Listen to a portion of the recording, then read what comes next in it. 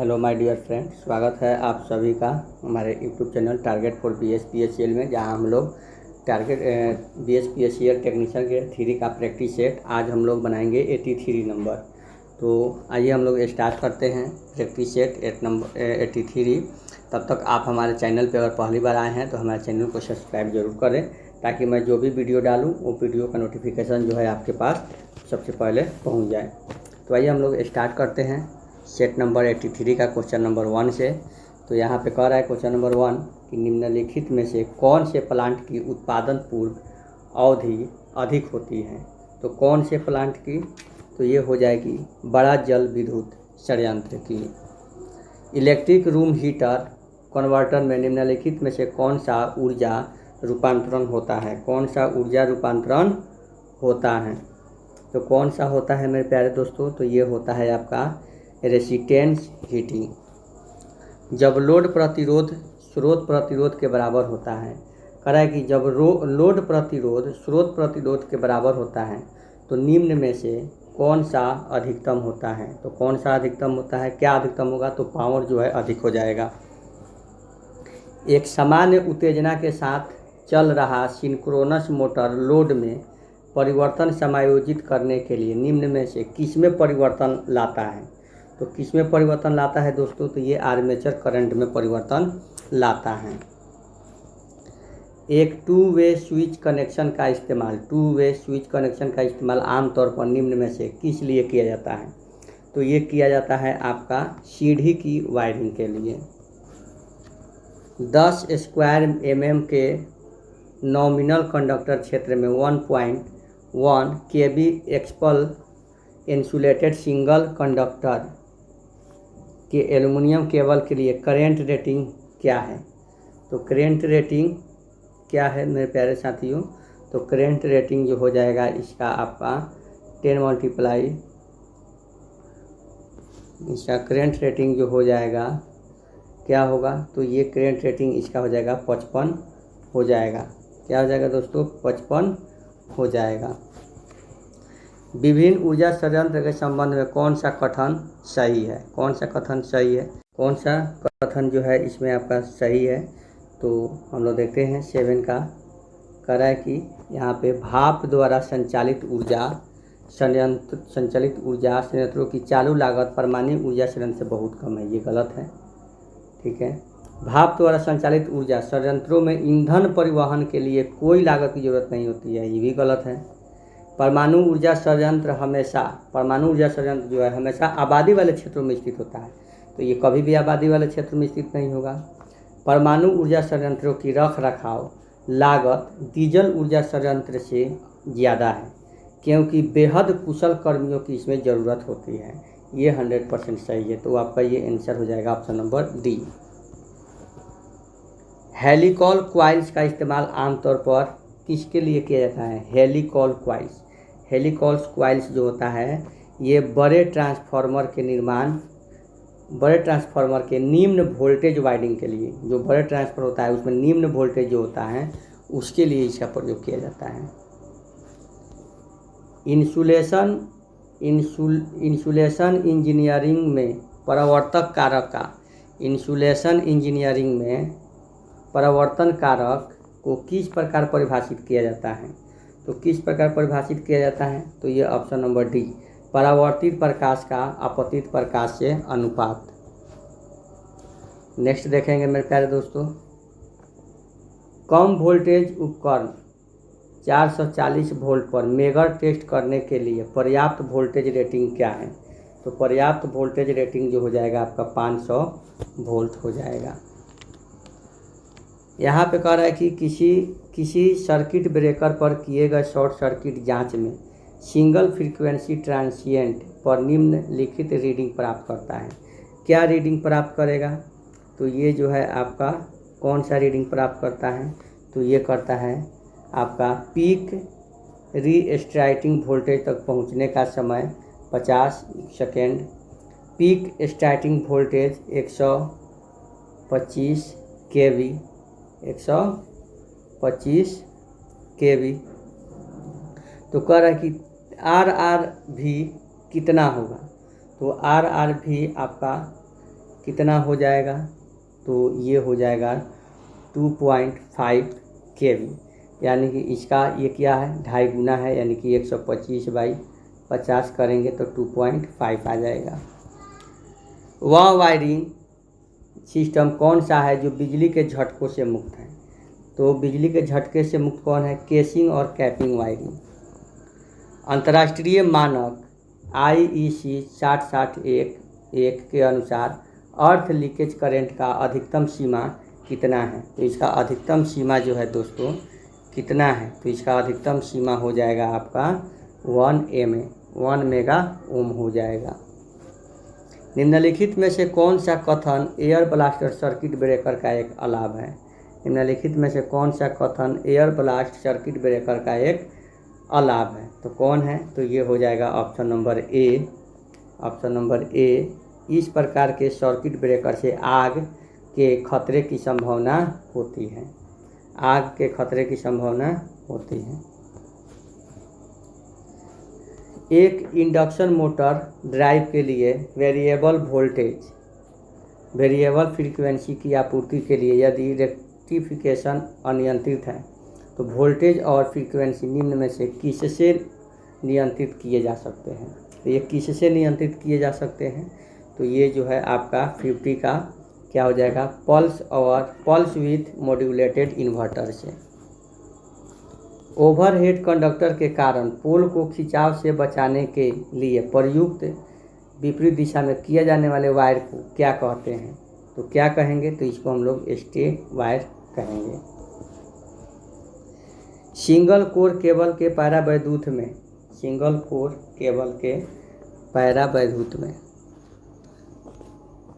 अधिकतम और न्यूनतम प्रतिबल स्ट्रेसेस क्रमशः 50 kV पर cm 10 kV पर cm है। यदि कंडक्टर का व्यास 2.5 है तो इंसुलेशन की मोटाई क्या होगी, तो यहाँ पे इंसुलेशन की मोटाई जो हो जाएगी आपका 5 सेमी हो जाएगी। मोटा इंसुलेशन पेपर आर्मेचर कोर के प्रत्येक सिरे से आगे निकला होना चाहिए। यह स्लॉट लाइनर वेड्स के बीच में प्रयुक्त किया जाता है, इसे क्या कहा जाता है, तो इसे जो है पैकिंग स्ट्रिप कहा जाता है। उच्च वोल्टेज के ट्रांसमिशन में निम्नलिखित में से क्या प्रयुक्त किया जाता है, उच्च वोल्टेज के ट्रांसमिशन में निम्नलिखित में से क्या प्रयुक्त किया जाता है, तो ये जो है 33 kV से ऊपर तो ये हो जाएगा एक्सपेंशन टाइप इंसुलेटर्स। यहाँ पे नेक्स्ट क्वेश्चन हम लोग देखेंगे 20 का कि आर्मेचर की वाइंडिंग के इम्प्रेगेशन के लिए किस प्रकार का इंसुलेटिंग मटेरियल प्रयुक्त किया जाता है, तो किस प्रकार का किया जाता है, तो बेकिंग वार्निश का किया जाता है। ल्यूमिनेंस या प्रदीपन की इकाई क्या है, ल्यूमिनेंस या प्रदीपन की इकाई क्या है मेरे प्यारे साथियों, तो क्या है प्रदीपन की इकाई, तो यहाँ पे हम लोग देखेंगे ऑप्शन नंबर ए लक्स हो जाएगा। 1500 RPM पर चल रहा 2 पोल के सिंक्रोनस जनरेटर किस आवृत्ति पर EMF उत्पन्न करता है, तो किस आवृत्ति पर EMF उत्पन्न करता है, तो ये 25 हर्ट्ज की आवृत्ति पर उत्पन्न करता है। स्लिप्ड फेज इंडक्शन मोटर में स्टेटर में 2 समानांतर वाइंडिंग प्रदान की जाती है जो एक दूसरे से कितनी दूर पर है, एक दूसरे से कितनी दूर पर है, तो ये जो है एक दूसरे से 90 इलेक्ट्रिकल डिग्री पे। यदि 3 फेज, दोस्तों देखिएगा, यदि 3 phase induction motor motoring mode में संचालित किया जाता है तो टॉर्क क्या होगा, तो टॉर्क हो जाएगा स्लिप के सीधे अनुपातिक होता है। किसी 132 kV सिस्टम फेज की ग्राउंड कैपेसिटी 0.15 मेगा फ़ारेनहाइट और इंडेक्स 6H है, तो वोल्टेज सर्ज को हटाने के लिए सर्किट ब्रेकर कॉन्ट्रैक्ट के साथ लगाए जाने वाले प्रतिरोध का मान क्या होगा, तो लगाए जाने वाले प्रतिरोध का मान जो हो जाएगा 10 किलो ओम हो जाएगा। आपका डीसी जनरेटर में इनपुट की प्रक्रिया क्या होती है, डीसी जनरेटर में इनपुट की प्रक्रिया जो होती है यांत्रिक शक्ति होती है। फीडर में वोल्टेज ड्रॉप किससे मुक्त है? फीडर में वोल्टेज ड्रॉप किससे मुक्त है? तो ये ग्राउंडिंग का प्रकार।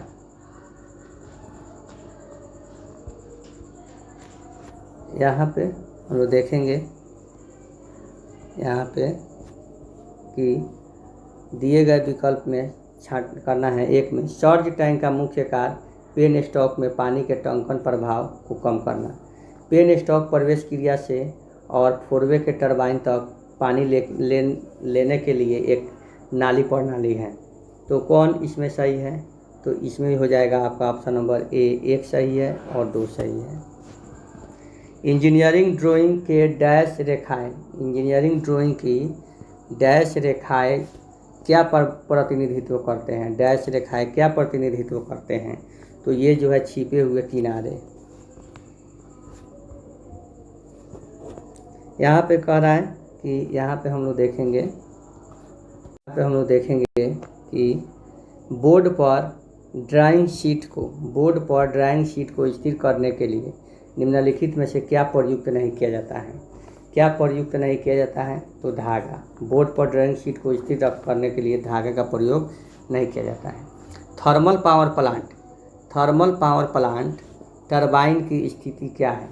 थर्मल पावर प्लांट टरबाइन की स्थिति जो है बॉयलर और जनरेटर के बीच में। घरेलू विद्युत उपकरण ज़्यादातर किस वोल्टेज पर काम करते हैं? तो ये जो है 230 वोल्टेज एसी पर काम करते हैं। देखिएगा दोस्तों, एक ट्रांसमिशन लाइन का मुख्य कंपोनेंट्स निम्नलिखित में से कौन सा है? तो कौन सा कंपोनेंट है? तो ये option number D, conductor, transformer और स्पोर्टिंग। निम्नलिखित में से किस प्रकार के वायरिंग का इस्तेमाल आजकल डीसी मशीनों में नहीं किया जाता है? किस प्रकार का? तो डीसी मशीनों में जो है आपका ऑप्शन नंबर सी, ग्राइमर रिंग वायरिंग। खिलौने में निम्नलिखित में से कौन सा मोटर प्रयुक्त किया जाता है? तो खिलौने में जो है आपका शेडेड पोल मोटर प्रयुक्त होता है। निम्नलिखित में यहाँ पे आपका कह रहा है कि निष्कर्ष बताना है 37 का। सिंक्रोनस मोटर में इस्तेमाल होने वाले शॉर्ट पिच वाइंडिंग विकृत हार्मोनिक्स को कम करता है। सिंक्रोनस मोटर में इस्तेमाल होने वाले शॉर्ट पिच वाइंडिंग के लिए कम ओवरहेड कॉपर की ज़रूरत होती है, इसलिए ये सस्ते होते हैं। तो कौन सही है? तो ये एक गलत है और दोनों गलत हैं। भारी लोड उठाने के लिए इस्तेमाल किए जाने वाले होइस्ट क्रेन में आमतौर पर किस मोटर का इस्तेमाल किया जाता है? तो ये स्लिप रिंग इंडक्शन मोटर का प्रयोग किया जाता है। नेक्स्ट कह रहा है यहाँ पे कि एक वर्कशॉप में 5 HP 415 वोल्ट 3 फेज मोटर लगाया जाना है। इस मोटर के लिए निम्नलिखित में किस डिस्कनेक्टिंग स्विच का चयन किया जाना चाहिए? तो आपका ऑप्शन नंबर हो जाएगा बी स्विच का चयन किया जाना चाहिए। विद्युत ड्राइव के 4 क्वाड्रेंट ऑपरेशन में निम्नलिखित में से किस क्वाड्रेंट में रिवर्स मोटरिंग ऑपरेशन होता है? तो किस में होता है? तो ये होता है ऑप्शन नंबर बी, तीसरा क्वाड्रेंट में। सिंक्रोनस की गति लगभग 75% गति से अपकेंद्रीय स्विच ऑक्सिलरी वाइंडिंग को लाइन सप्लाई से अलग कर देता है, पर स्लिप्ड फेज इंडक्शन मोटर निम्न में से किस पर चलती रहती है? तो ये किस पर चलती रहती है दोस्तों? तो ये जो है आपका रनिंग वाइंडिंग पर चलती रहती है। 3 फेज इंडक्शन मोटर किसके सिद्धांत पर काम करता है? 3 फेज इंडक्शन मोटर जो है ये म्यूचुअल इंडक्शन पर काम करता है। अल्टरनेटर में डंपर वाइंडिंग का प्रयोग का उद्देश्य निम्नलिखित में से कौन सा है? तो यह है हंटिंग प्रभाव को कम करना। एक 3 phase induction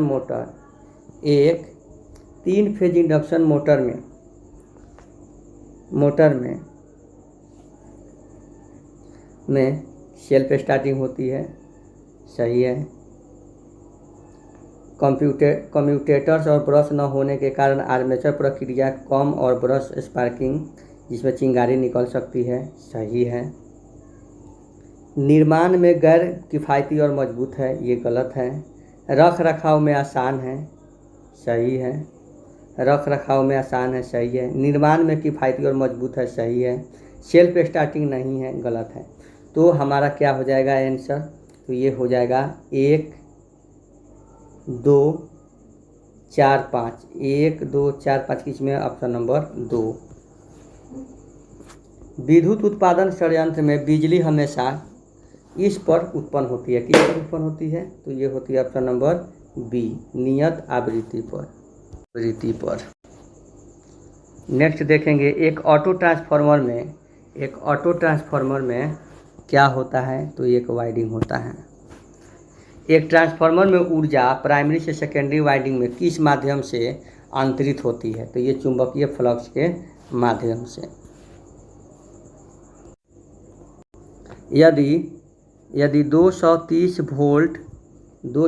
volt DC series motor को 230 वोल्ट एसी आपूर्ति से जोड़ दिया जाए तो क्या होगा? तो मोटर कम दक्षता और अधिक स्पार्किंग के साथ चलेगा। विद्युत संयंत्र के अर्थशास्त्र में प्रयुक्त वार्षिक ब्याज चक्रवृद्धि विधि को किस अन्य नाम से भी जाना जाता है? तो किस अन्य नाम से जाना जाता है? सीकिंग फंड विधि। वेरिएबल फ्रीक्वेंसी ड्राइव का उपयोग करने से उपकरण को निम्नलिखित में से कौन सा लाभ होगा? तो ये रख रखाव की लागत में कमी आएगी। तो टेक्निकल का ग्रुप खत्म हुआ। अब आता है आपका हिंदी में क्या कह रहा है कि द्विभ्रम उदाहरण है किसका? तो द्विभ्रम उदाहरण है आपका व्यंजन संधि का। किसका? तो व्यंजन संधि का। चक्रपाणी, चंद्रभाल और सुलोचना में क्रमशः कौन सा समास है? तो इसमें सभी में बहुव्रीहि समास है। उत्थान का विलोम शब्द क्या होगा? उत्थान का विलोम शब्द हो जाएगा पतन।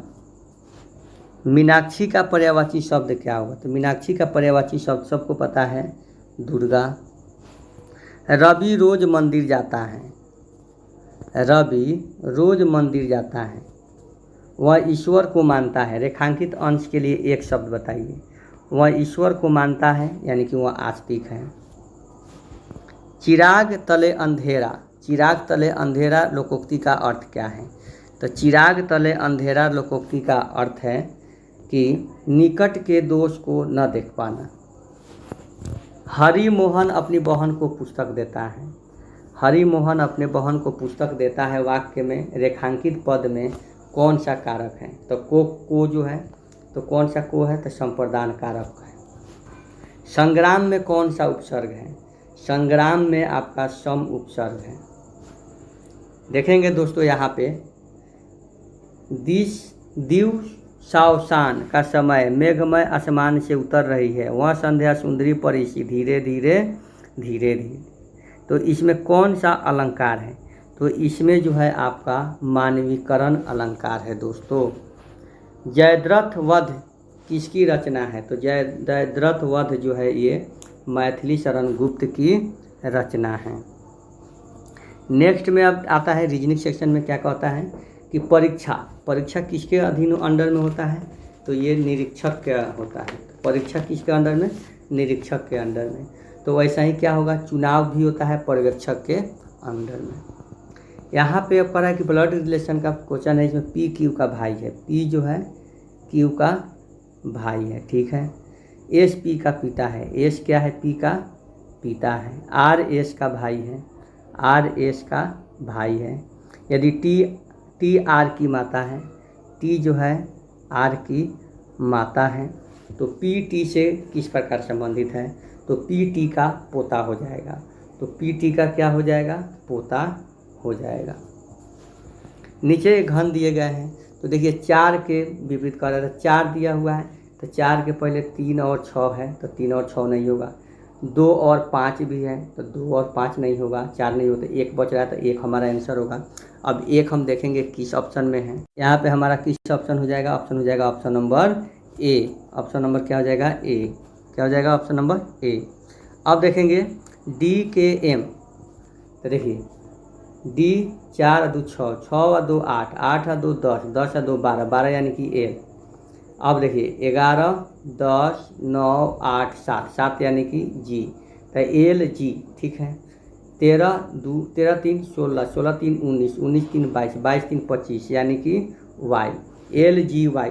एल जी वाई किस में है? तो L G Y option number D में है। यदि यहाँ पे देखेंगे कि यदि यहाँ पे निम्नलिखित में कौन सा समीकरण सही है, तो चिन्ह को बदल करके हम लोग देखेंगे। चिन्ह को बदल करके हम लोग देखेंगे, हम बदल देते हैं ऑप्शन नंबर डी से। आंसर इसका ऑप्शन नंबर डी होगा। अब देखिए बदल के देखते हैं। माइनस का अर्थ भागा है, यहाँ हम लोग भागा कर देते हैं। ठीक है। प्लस का अर्थ गुना है, यहाँ गुना कर देते हैं।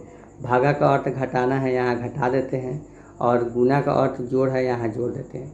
तो यहाँ भागा करेंगे तो 5 गुना 3 माइनस 9 प्लस 2, 15 हो जाएगा। 15 और 2 जोड़ देंगे तो 17 माइनस 9, 17 माइनस 9 करेंगे तो 8 आ जाएगा। इसीलिए हमारा ऑप्शन नंबर डी आंसर हो जाएगा। मोहन जो है सोहन से लंबा है, वह फरवान से ठीकना है, वह फरवान से ठीकना है। कानन मोहन से ठीकना है, कानन मोहन से ठीकना है, लेकिन रोहन से लंबा है। ठीक है। शंकर रोहन और फरहान से लंबा है, शंकर रोहन और फरहान से लंबा है। ठीक है। मोहन रोहन से लंबा है। फिर से बनाते हैं, देखिए यहाँ देखिए,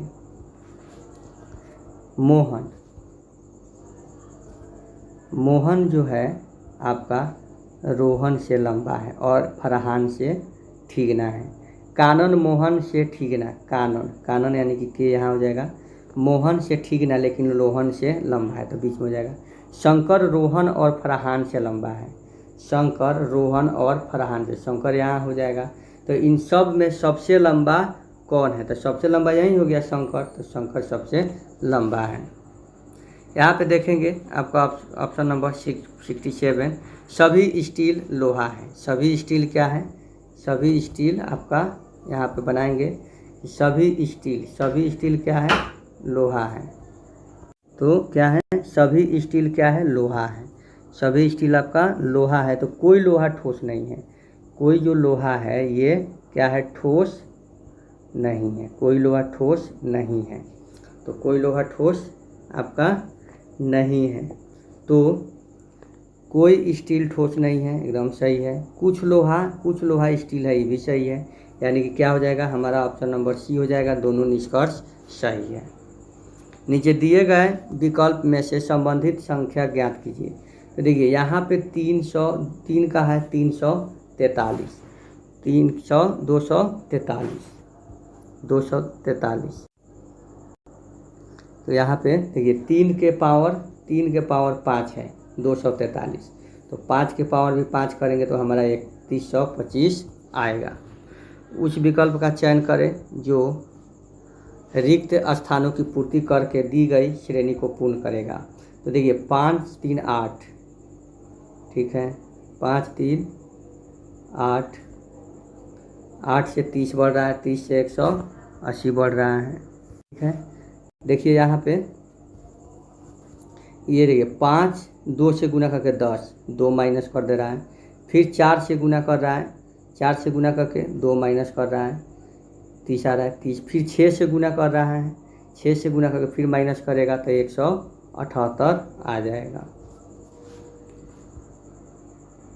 70 का हम लोग देखेंगे। निम्नलिखित प्रश्न में दिए गए विकल्प में लुप्त अंक ज्ञात कीजिए। तो लुप्त अंक ज्ञात करना है तो इसको हम लोग ऐड कर देते हैं। ये दोनों को ऐड करेंगे, इसे गुना करेंगे तो क्या होगा? पहले ऐड करेंगे फिर मल्टीप्लाई करेंगे तो 14, फिर इसको ऐड करेंगे 11, 11 4 जा 44, फिर इसको ऐड करेंगे 7, 7 7 जा 49। ऑप्शन नंबर सी हो जाएगा। अब है निम्नलिखित स्वतंत्रता सेनानियों में से किसने जेल में महाकाव्य गीता रहस्य लिखा था? तो किसने लिखा था? तो लोकमान्य तिलक ने लिखा था। भगवान राम पर आधारित शक्ति आंदोलन के प्रवर्तक कौन थे? तो शक्ति आंदोलन के प्रवर्तक जो थे यहाँ रामानंद थे। हाल ही में किसके द्वारा लिखित पुस्तक द विनर्स माई सेट का विमोचन हुआ है? तो कौन लिखे थे? ये शेन वाटसन ने लिखा था। हाल ही में वाफ्टा पुरस्कार 2024 में सर्वश्रेष्ठ फिल्म पुरस्कार किसे मिला है? तो सर्वश्रेष्ठ फिल्म पुरस्कार जो है ये ओपेनहाइमर को मिला है। हाल ही में देखिएगा दोस्तों, हाल ही में भारतीय वायुसेना में शामिल अस्त्र MKI मिसाइल का निर्माण कौन करता है? तो MKI मिसाइल का निर्माण कौन करता है? तो ये भारत डायनेमिक्स लिमिटेड ने किया था। उत्प्रेषणादेश या उत्प्रेषण से क्या अभिप्राय है? तो क्या अभिप्राय है? तो ये जो है अभिप्राय है आपका 76 का ऑप्शन नंबर डी हो जाएगा। प्रमाणित करना और या जानकारी देना। प्रमाणित करना या जानकारी देना। भारत के संविधान के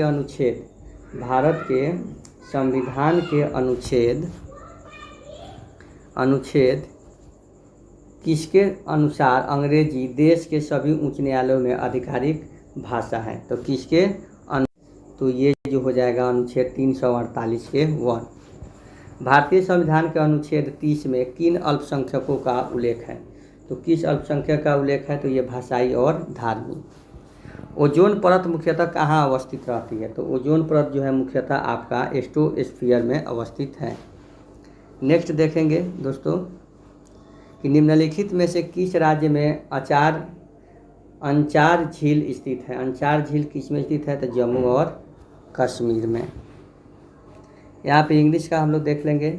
इसका सिनोनिम छांटना है सफिक्स का सिनोनिम्स क्या हो जाएगा? तो इसका हो जाएगा आपका एडिशन। यहाँ पे इरर छांटेंगे सेंटेंस इरर में। One of the terrorist of Kashmir valley are short head. तो क्या हो जाएगा? इसमें आर शॉर्ट हेड रॉन्ग हो जाएगा।